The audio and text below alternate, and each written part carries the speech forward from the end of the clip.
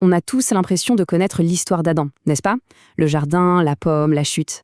Mais si ce n'était que le tout début de l'histoire. Aujourd'hui, on va découvrir ensemble son véritable héritage, un legs bien plus profond, bien plus surprenant, et qui continue de façonner notre humanité.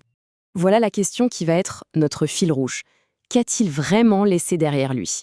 Oublions un instant l'idée de la chute, on va voir qu'Adam a en fait posé les fondations d'un véritable plan directeur pour l'humanité. Alors préparez-vous, parce qu'on va redécouvrir cette histoire sous un angle complètement différent. Pour comprendre cet héritage, on va suivre un parcours en 6 étapes. On va commencer au-delà du jardin, bien sûr, pour ensuite plonger dans son incroyable partenariat avec Ève. De là, on va suivre la chaîne du savoir qu'il a mise en place, un héritage spirituel qui, malheureusement, va être divisé. Puis, on lèvera le voile sur des miracles assez méconnus du premier homme pour arriver au cœur du sujet, le plan de l'humanité, une vision révélée bien avant le début des temps. Alors voilà, l'histoire d'Adam ne s'arrête pas du tout à la porte du paradis. En fait, c'est presque là qu'elle commence vraiment. Sa longue vie sur Terre, qu'on oublie souvent, a posé les fondations même de l'expérience humaine. Et au cœur de cette vie sur Terre, il y a quoi? Probablement la plus longue histoire d'amour de toute l'humanité, celle d'Adam et Ève.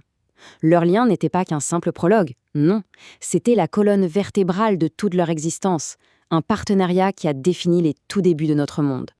Prenez une seconde pour y penser. 930 ans, c'est la durée de vie qu'on attribue à Adam, une vie entière passée aux côtés d'Ève. On peut à peine imaginer la profondeur d'un tel lien. Ce n'est pas juste une longue vie, c'est un partenariat qui a traversé des siècles, qui a façonné des générations et qui a permis de transmettre les toutes premières leçons de l'humanité. Cette chronologie, elle est vraiment parlante. Elle montre la force de leur connexion. Regardez bien. À sa mort, Adam demande un simple souvenir du paradis pour être enterré avec. Mais le détail le plus poignant, il est là. Ève s'éteint à peine un an plus tard, incapable de vivre sans lui. Et leur histoire, elle ne s'arrête même pas là. Le corps d'Adam est préservé par Noé pendant le déluge avant de trouver, bien plus tard, sa dernière demeure. C'est une histoire qui transcende la mort elle-même. Mais l'héritage d'Adam, ce n'est pas juste sa descendance. Loin de là. Il a légué quelque chose de bien plus précieux que des biens matériels. Un savoir spirituel.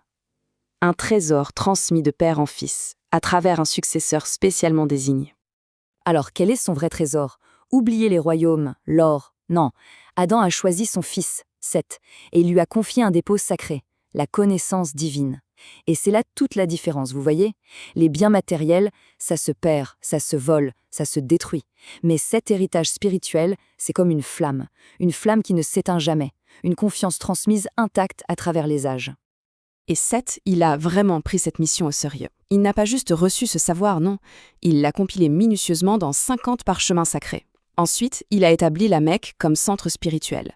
Et puis, ce geste absolument fondateur, il devient le tout premier à bâtir la Kaaba avec de la pierre et de la boue, donnant une forme physique au cœur spirituel du monde pour les millénaires à venir.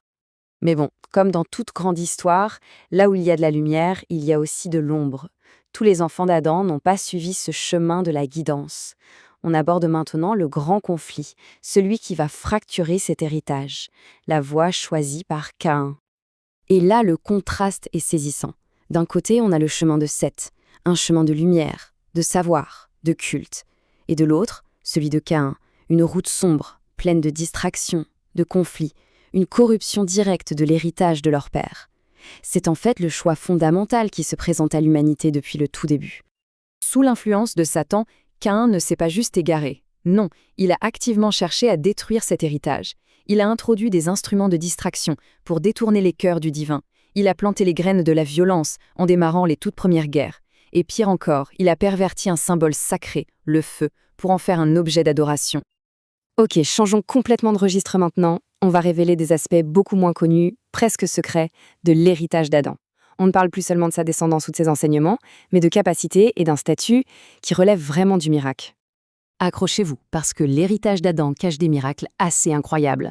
On va parler d'un alphabet d'origine divine, d'un titre honorifique qu'il est le seul à porter au paradis, du tout premier pacte des prophètes et même de l'inscription mystérieuse sur sa bague. Chaque point révèle une facette extraordinaire du premier homme. Imaginez ça une seconde. Et si le langage lui-même était un miracle? Si l'alphabet n'était pas une invention humaine, mais un don divin, enseigné directement à Adam?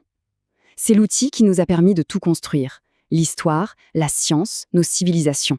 En fait, chaque mot qu'on prononce aujourd'hui, eh bien, il trouve sa source dans ce don originel. Cette citation, elle révèle un honneur qui est absolument unique. Au paradis, où personne ne porte de titre, Adam est la seule exception. Il reçoit ce qu'on appelle une kunya, un nom de respect, Abu Muhammad, le père de Mohammed. Réfléchissez à ce que ça implique. Dès le commencement, Adam portait en lui la lumière et l'honneur du dernier des prophètes.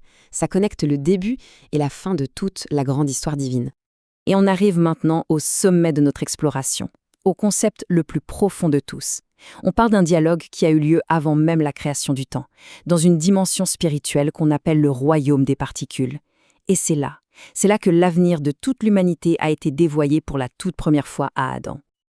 Alors voilà, Dieu montre à Adam tous ses descendants, de toutes les époques à venir.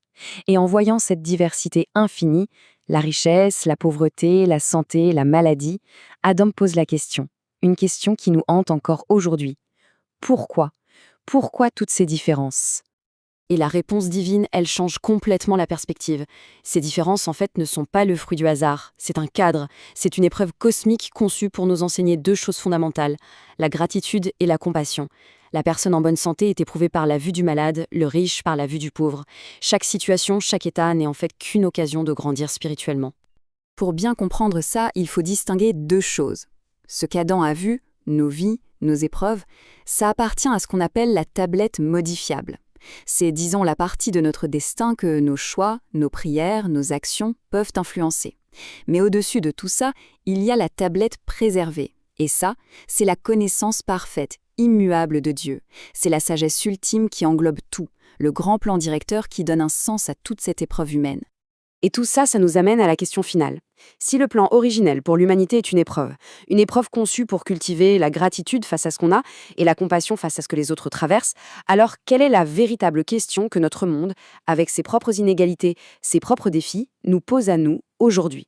C'est sur cette réflexion qu'on va se quitter.